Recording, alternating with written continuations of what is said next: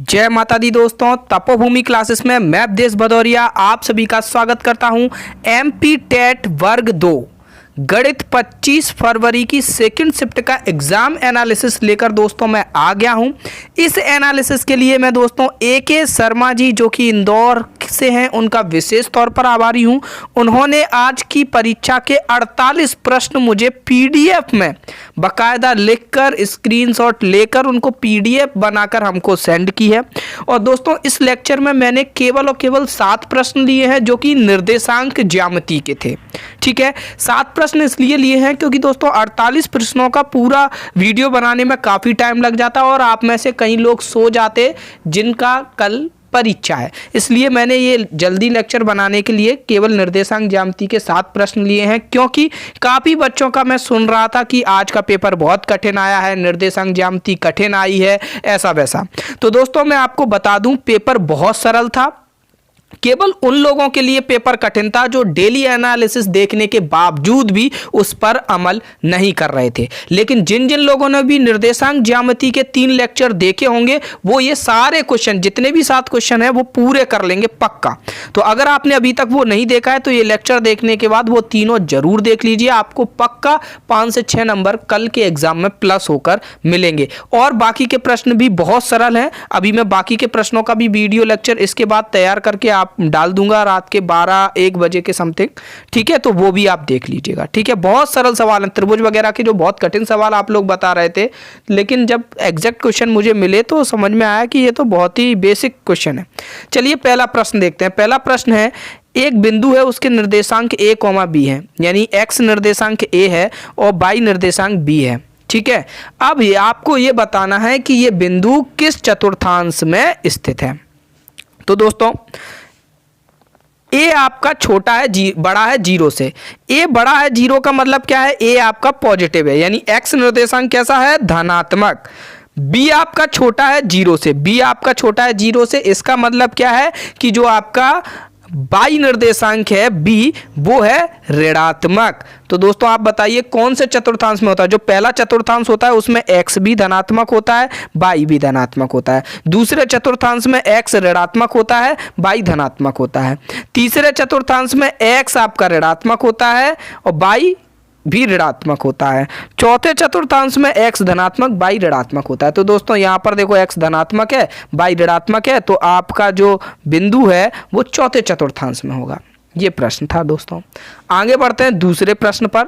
दूसरा प्रश्न दोस्तों, बाई अक्ष पर कोटि कितनी होगी। दोस्तों जो निर्देशांक ज्यामिति का पहला लेक्चर है वहां पर मैंने आपको निर्देशांक पढ़ाने के बाद भुज और कोटि बताए थे कि भुज किसको कहते हैं और कोटि किसको कहते हैं। दोस्तों भुज कहते हैं हम x निर्देशांक को, जैसे कोई बिंदु है उसके निर्देशांक a, b है, तो ये x निर्देशांक हो गया, ये y निर्देशांक हो गया। तो x निर्देशांक को हम भुज कहते हैं और y निर्देशांक को कोटि कहते हैं। तो दोस्तों जो बाई अक्ष होता है, बाई अक्ष यानी ये, इस पर x निर्देशांक हमेशा कैसा रहता है, 0 रहता है। ठीक है, तो x निर्देशांक आपका क्या होता है, कोटि, वो भुज होता है, और कोटि क्या होती है, y निर्देशांक। तो y निर्देशांक तो कुछ भी हो सकता है। बाई अक्ष पर दोस्तों y निर्देशांक क्या हो सकता है, कुछ भी।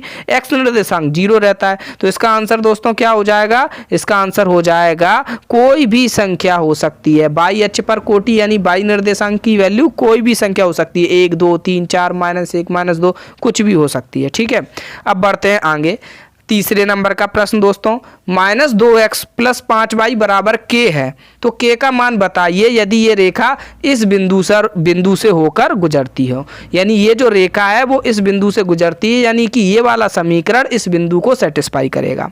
ये x निर्देशांक है तो x की वैल्यू कितनी हो जाएगी, -3, और ये आपका y निर्देशांक है तो y की वैल्यू कितनी हो जाएगी, 1/5। हम x की वैल्यू और y की वैल्यू यहाँ पे पुट कर देंगे तो हमारा आंसर आ जाएगा। x की वैल्यू पुट करेंगे यहाँ पर तो -2 × -3 कितना हो जाएगा, +6 प्लस 5 × 1/5 आपका 1 हो जाएगा। तो k की वैल्यू कितनी आ जाएगी, 7। बराबर में k है ना, तो बराबर k, तो k = कितना हो जाएगा, 7 आपका आंसर हो जाएगा। बढ़ते हैं चौथे नंबर के प्रश्न पर। ठीक है, चौथा प्रश्न है दोस्तों, 2 रेखाओं के समीकरण आपको दिए गए हैं और बताना है ये रेखाएं कैसी हैं, समांतर है, समपाती हैं, प्रतिच्छेदी हैं, किस तरीके की रेखाएं। दोस्तों ये प्रश्न भी हम बता चुके हैं और ये तो दोस्तों पटवारी के एग्जाम में और फिर वर्ग वो ग्रेड 3 के एग्ज़ाम मतलब व्यापम के हर एग्ज़ाम में ये प्रश्न पूछा गया है अभी से, जब से मैंने एनालिसिस चालू किया है। शायद ही कोई ऐसा एग्ज़ाम हो जिसमें इस तरीके का प्रश्न नहीं आया हो। ठीक है, तो ये बिल्कुल बनना चाहिए। अगर दो रेखाओं के समीकरण दिए हैं, ये इस तरीके से, ये रहे दो रेखाओं के समीकरण, a1x b1y बराबर c1, a2x प्लस b2y बराबर c2। तो देखिए दोस्तों, इसमें कंडीशन है क्या क्या बनती हैं। दोस्तों अगर a1 बटे a2 बराबर नहीं है b1 बटे b2 के, तो वो रेखाएं कैसी होंगी? प्रतिच्छेदी होंगी, ऐसे प्रतिच्छेद कर रही होंगी वो रेखाएं। ठीक है, और अगर ऐसा होगा, इसको अब हटा देते, प्रतिच्छेदी की कंडीशन पता चल गई। ये वाली जो कंडीशन है दूसरे नंबर की, उसमें a1 बटे a2 बराबर है b1 बटे b2 के, लेकिन c1 और बटे c2 के बराबर नहीं है, तो ये रेखाएं समांतर होंगी। इस तरीके से ये रेखाएं समांतर होंगी। तीसरी कंडीशन में तीनों बराबर होंगे, तो वो रेखा एक ही रेखा होगी, यानी समपाती होंगी एक दूसरे पे। तो दोस्तों यहाँ पर अगर हम चेक करेंगे, यहाँ पर आप चेक करिएगा, तो यहाँ देखो a1 कितना है आपका 3, और a2 कितना है, a2 कितना है 9, तो 3 बटे 9।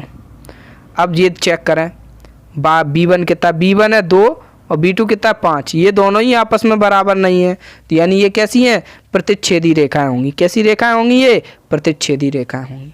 ठीक है, बढ़ते हैं पाँचवा कहाँ गया, सॉरी, चलिए 5वें और 6वें का स्क्रीनशॉट नहीं ले पाया, अभी इसमें पीछे ऐड कर देंगे हम। ठीक है, स्क्रीनशॉट लेके। तो 7वां प्रश्न देख लेते हैं पहले। एक निर्देशांक दिया था, एक बिंदु का निर्देशांक दिया था, ये नहीं कंफर्म, ये बिल्कुल एग्जैक्ट नहीं है कि कौन सा निर्देशांक दिया था, क्या था ये एग्जैक्ट डाटा, किस चतुर्थांश में ये पूछा था। तो दोस्तों अगर दोनों ही चीज़ें प्लस प्लस की हैं, एक्स और वाई, तो वो फर्स्ट पहले चतुर्थांश में हो जाएगा। ये आपका एक्स नेगेटिव है, वाई पॉजिटिव है, तो वो सेकंड में, दोनों नेगेटिव है तो थर्ड में है, एक्स अगर पॉजिटिव है और वाई नेगेटिव है तो फोर्थ में, यहाँ पर ये कौन से में हो जाएगा? फोर्थ में। अब देख लेते हैं दोस्तों 5वें नंबर का क्वेश्चन, जिसके स्क्रीनशॉट लेना थोड़ा मिस हो गए थे। एक समद्विबाहु त्रिभुज के दो बिंदुओं के निर्देशांक दिए हैं, एक ये, तो तीसरे बिंदु के निर्देशांक क्या होंगे? दोस्तों यहाँ पर एक प्रमेय लगेगी कि किन्हीं भी दो बिंदुओं से बराबर दूरी पर स्थित बिंदु का जो बिंदु पथ होता है, वो इन दोनों का लंब समद्विभाजक होता है। इन दोनों को मिलाने वाली जो रेखा होती है ना, उसकी एकदम लंब समद्विभाजक, लंब यानी लंबवत भी है और इस रेखा को समद्विभाजित भी करे। इसका मतलब क्या होता है? इसका मतलब दोस्तों ये समझेंगे हम, जैसे हमें पता है समद्विबाहु त्रिभुज है। समद्विबाहु त्रिभुज का मतलब क्या है? दो भुजाएं बराबर होंगी। दो भुजाएं बराबर का मतलब क्या है? ये दो बिंदु हैं, ये एक हल्का सा लॉजिकल क्वेश्चन मान सकते हैं आज के पेपर का। ये दो बिंदु हैं, ठीक है, इन दो बिंदुओं से बराबर दूरी पर कोई बिंदु होना चाहिए, वो आपका तीसरा निर्देशांक होगा। इन दोनों से बराबर दूरी पर होगा जो बिंदु, तभी तो, जैसे मान लो ये दो बिंदु हैं, बराबर दूरी पे ये बिंदु है, तभी तो ये भुजा और ये भुजा, ये दूरी बराबर होगी तो समद्विबाहु त्रिभुज हो जाएगा कि नहीं? तो दोस्तों इन दोनों से बराबर दूरी पर कौन से बिंदु होंगे? वो बिंदु होंगे जो इनको मिलाने वाली रेखा को एकदम बीचों बीच में काटें यहाँ से और लंबवत हो, यानी कि बाई अक्ष पर कोई भी बिंदु होगा वो इनसे बराबर दूरी पर होगा। ठीक है, वही बाई अक्ष पे ये बिंदु है, जैसे बाई अक्ष पे कोई भी बिंदु ले लो, बाई अक्ष पे ये बिंदु है, ये इससे और इससे दोनों से बराबर दूरी पर होगा। ये बिंदु है बाई अक्ष पे, ये यहाँ, और ये भी बराबर दूरी पर। ये नीचे है बिंदु अगर बाई अक्ष पे, तो ये भी इन दोनों से बराबर दूरी पर होगा। यहाँ है, ये भी बराबर दूरी पर। बाई अक्ष का हर एक बिंदु इनसे बराबर दूरी पर होगा, यानी बाई अक्ष का कोई भी बिंदु इनसे मिला दें तो हमारा समद्विबाहु त्रिभुज बन जाएगा, और इनको मिला दें ऐसे करके। तो दोस्तों वहाँ पर 4 ऑप्शन होंगे। बाई अक्ष वाले बिंदु में, बाई अक्ष जिस बिंदु के निर्देशांक बाई अक्ष पर होंगे, केवल वही हमारा आंसर होगा। अब ये हम कैसे मालूम करेंगे कि कोई बिंदु बाई अक्ष पर है कि नहीं? दोस्तों बाई अक्ष पर एक्स निर्देशांक कितना होता है? एक्स निर्देशांक आपका 0 होता है। तो दोस्तों इस तरीके से दिया जाएगा, एक्स निर्देशांक 0,3, 0,-3, 0,4, 0, इस तरीके से कोई एक ऑप्शन होगा। बाकी किसी में भी एक्स निर्देशांक 0 नहीं होगा, तो जिसमें एक्स निर्देशांक 0 हो जाएगा वही हमारा आंसर हो जाएगा। अब बढ़ते हैं दोस्तों 6वें नंबर के क्वेश्चन पे। बहुत ही बेसिक क्वेश्चन था, दो बिंदुओं के बीच की दूरी ज्ञात करनी थी, दोनों के निर्देशांक दिए थे। तो ये हमने बिल्कुल पहले ही चैप्टर में पढ़ लिया था। x1 x2 y1 x2 y2, दो बिंदुओं के बीच की दूरी इस फॉर्मूले से निकाली जाएगी। यहाँ से हमने निकाल लिया तो √34 आई। ठीक है, ये एग्जैक्ट डाटा नहीं है, इसलिए ऐसा आ रहा है यहाँ पर। तो उम्मीद है दोस्तों आपको ये लेक्चर पसंद आया होगा।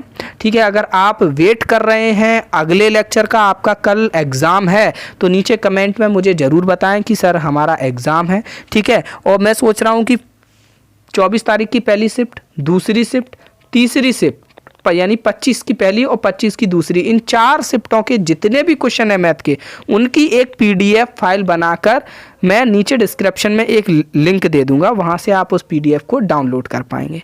ठीक है दोस्तों, तो ये भी आपको रात के 12 बजे तक मिल जाएगी। धन्यवाद। जय माता दी। All the best.